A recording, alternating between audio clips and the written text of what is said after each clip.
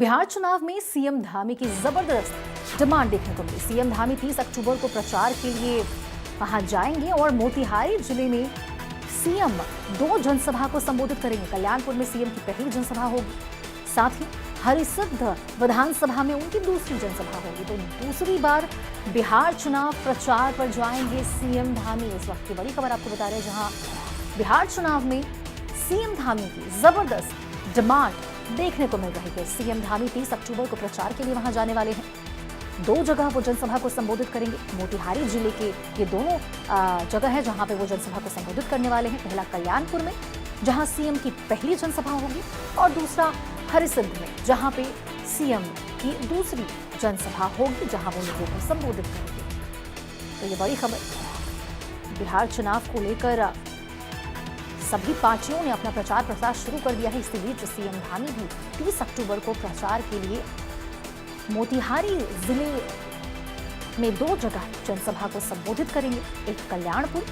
जहां उनकी पहली जनसभा होगी, और दूसरा हरिसिद्ध विधानसभा में, जहां उनकी दूसरी जनसभा को वो संबोधित करेंगे।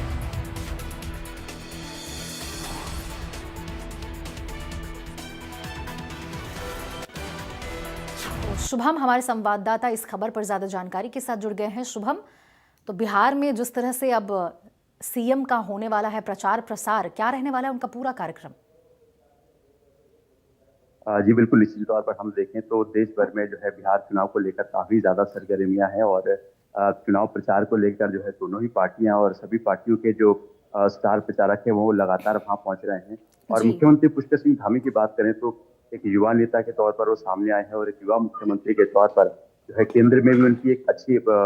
हम कह सकते हैं एक अच्छा उनका जो है छवि है, और उसी के चलते उनको जो है प्रचारक के तौर पर लगातार जिम्मेदारी मिलती रहती है। बिहार चुनाव में इससे पूर्व भी वहां पर पहुंचे, और मुख्यमंत्री पुष्कर सिंह धामी ने तमाम जो वहां पर प्रत्याशी रहे उनके पक्ष में जो है मतदान के और जन समर्थन की जो है वहां पर बात कही है। और क्योंकि मुख्यमंत्री पुष्कर सिंह धामी जो है उत्तराखंड में तमाम फैसले उन्होंने ऐसे लिए हैं जो ऐतिहासिक तौर पर हैं। उत्तराखंड में जो है पहला राज्य बना है, चाहे हम यूजीसी की बात करें और अन्य बात करें, चाहे वो सख्त नकल विरोधी कानून की हो और अन्य तरह के जो भी कानून है और अन्य जो भी चीजें हैं, वो कहीं ना कहीं मुख्यमंत्री पुष्कर सिंह धामी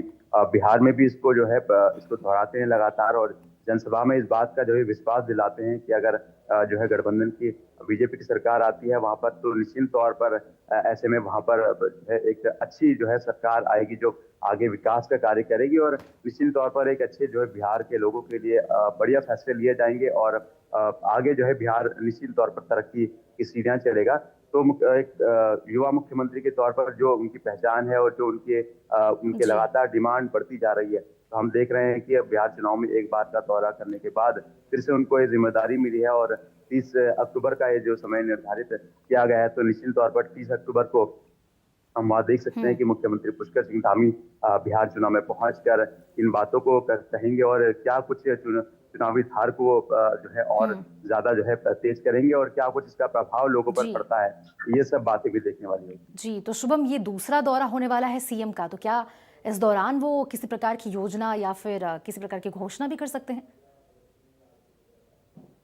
देखिए, जो भाजपा का जो घोषणा पत्र है या जो भी बिहार जनता से वादा भाजपा के द्वारा किया गया है, निश्चित तौर पर उसको तो दोहराते हुए नजर आएंगे ही। लेकिन क्योंकि मुख्यमंत्री उत्तराखंड के हैं, और तो ऐसे में उत्तराखंड में उनके द्वारा क्या कार्य किए गए हैं और किस तरह से, क्योंकि डबल इंजन की सरकार भी है, केंद्र सरकार में भी भाजपा है और राज्यों में भी हम कहें तो उत्तराखंड में भाजपा है, तो निश्चित तौर पर डबल इंजन का क्या लाभ है, क्या चीजें अभी तक डबल इंजन के बदौलत उत्तराखंड में हुई है, इन सब बातों को जो है वो कहीं ना कहीं बिहार की जनता को समझाने का प्रयास करेंगे और